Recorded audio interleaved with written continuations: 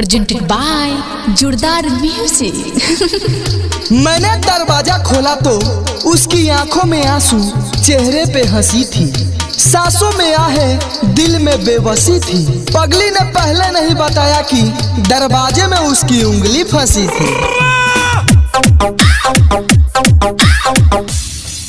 अर्ज किया है, लड़की रो रो के लड़के से कह रही है, अरे लड़की रो रो के लड़के से कह रही है, हाथ छोड़ दे कमीने, नाक बह रही है। अर्ज किया है दोस्तों, जरा ध्यान से सुनिएगा।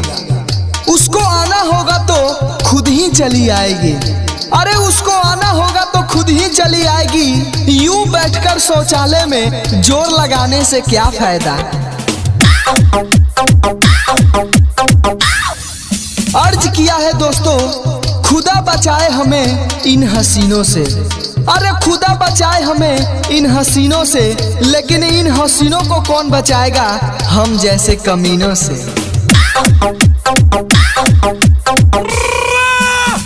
गिले शिकवे दिल से न लगा लेना, कभी रूठ जाऊं तो मना लेना। कल का क्या पता हम रहे या ना रहे, इसलिए जब भी मिलूं कभी समोसा कभी पानी पूरी खिला देना।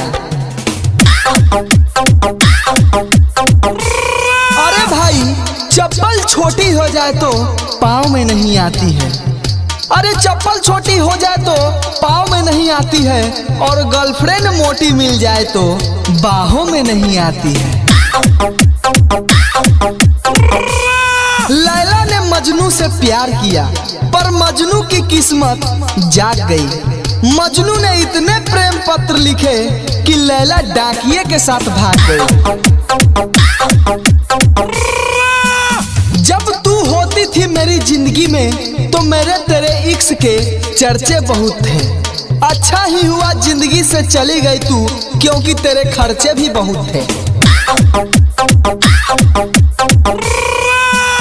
काला ना कहो मेरे महबूब को, अरे काला ना कहो मेरे महबूब को, खुदा तो तिल ही बना रहा था पर प्याला ही लुढ़क गया। ए दोस्त, मत कर इन हसीनाओं से मोहब्बत, वह आंखों और बातों से वार करती है। मैंने तेरी वाली की आंखों में देखा है, वो मुझसे ही प्यार करती है। क्या बताए गालिब को, वो गुस्से में भी हमें रहम कर गई। लगाया कस के एक चाटा और सर्दी में भी गाल गरम कर गई।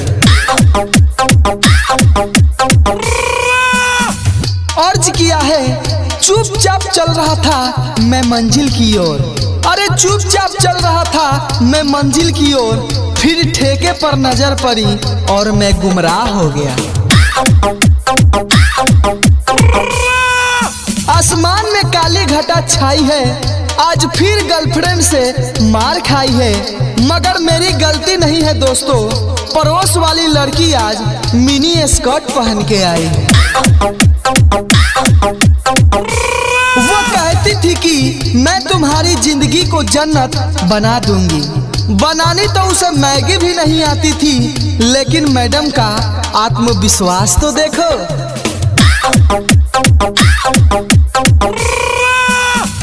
वो मेरी किस्मत में मेरी तकदीर हो गई। हमने उसकी याद में इतने खत लिखे कि वो रद्दी बेचकर अमीर हो गई।